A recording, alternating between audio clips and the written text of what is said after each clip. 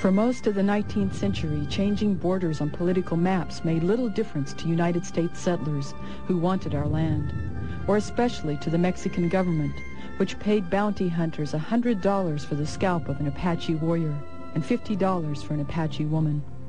There was a slave trade going through this whole area. The Navajos had lost tremendous numbers. In fact, my mother's father was either the son of a slave or else a slave himself. They needed the cheap labor just like they needed the black labor from Africa, and here it was Indian people because we were still subhuman to them, just another beast of burden. This land to the Apaches is a living entity and it's sacred, but to the white people it means minerals, it means gold, it means silver and copper and coal. And the Indian indigenous rights didn't mean anything to them.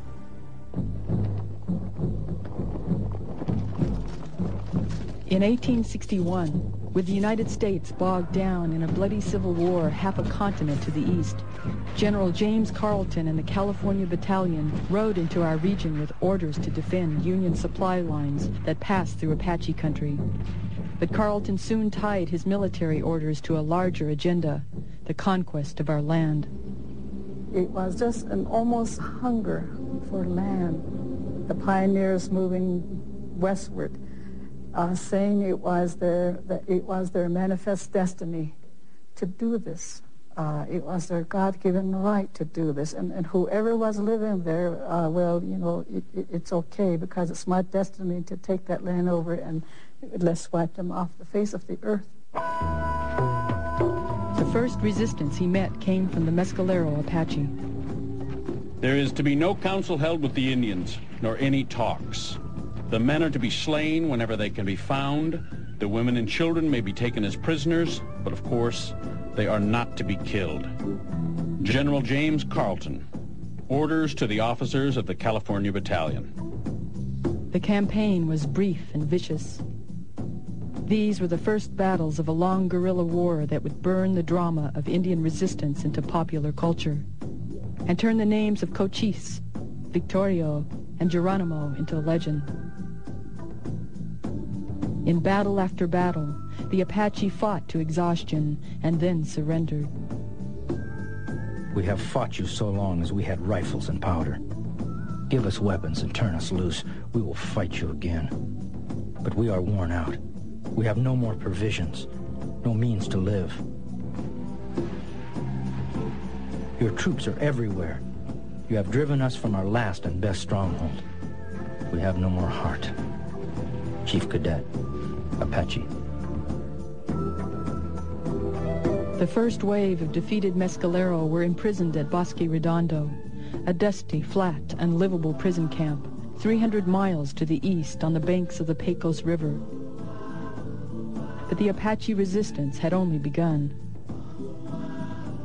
For 25 years, traditional bands from the smallest and most nomadic of the southwestern tribes, led by the medicine man Geronimo, waged a hit-and-run guerrilla war against the United States Army. They fought from strongholds in Mexico and the Chiricahua Mountains of southern Arizona.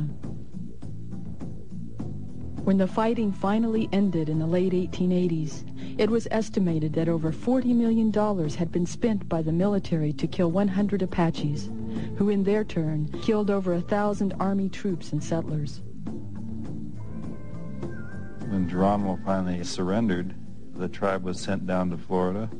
And down there they started dying, as my aunt says, dying like flies. Because they're mountain people, and here they were stuck by the ocean. Unlike other tribes, the price of Apache resistance to reservation life was to be held as prisoners of war. The consequences have been severe. Our tribe perhaps made the mistake of fighting for what we believed in, our culture and our land. And in doing so, we lost maybe 80% of our numbers because of war, because of disease.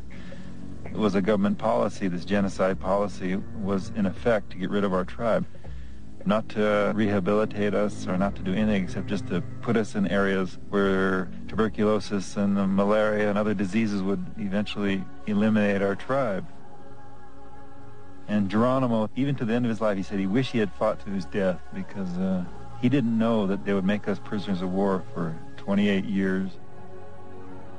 Several times from his final exile in Oklahoma, Geronimo pleaded with President Teddy Roosevelt for the freedom of his people. It is my land, my home, my father's land, to which now I ask to be allowed to return. If this could be, I might die in peace, feeling that my people placed in their native homes would increase in numbers and that our name would not become extinct. I pray to you, cut the ropes, make me free. Let me die in my own country, an old man who has been punished enough. Geronimo. Roosevelt refused his plea, and Geronimo died near Lawton, Oklahoma in 1909.